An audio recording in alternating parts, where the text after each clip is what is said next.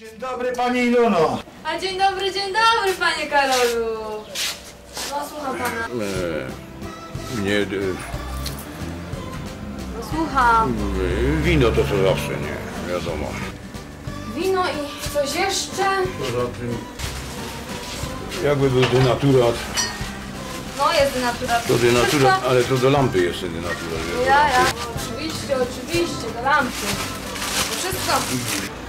Cukier waniliowy, pan. No, jest cukier waniliowy. 1, 2. Jeden.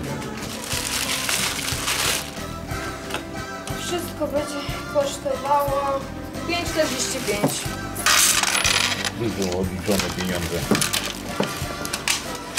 3. No, odliczony faktycznie, dziękuję bardzo. Proszę. Dziękuję.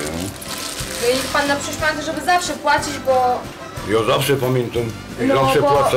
No wiem, że pan Miłym zawsze płaci, człowiekiem. ale szef ostatnio wpadł do sklepu i powiedział, że ten zeszyt to musi być Ale zlikwidowany, drogi ja tam panie. nie jest zapisany w tym zeszycie na pewno. Dobra, dziękuję. Do widzenia. A mnie pani Ilonko Co do docie pana?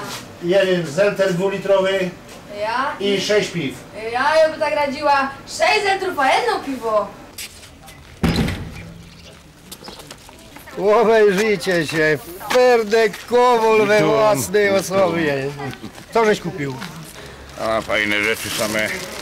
Jabłola, denaturat i waniliowy cukier. No ten brynol i ten jabol rozumie, ale na co ci ten cukier waniliowy? No jak, słuchaj mnie, jak zmieszasz wino plus denaturat, a potem do tego wanilia, ty tu i malinka. Idź, chłopie, idź.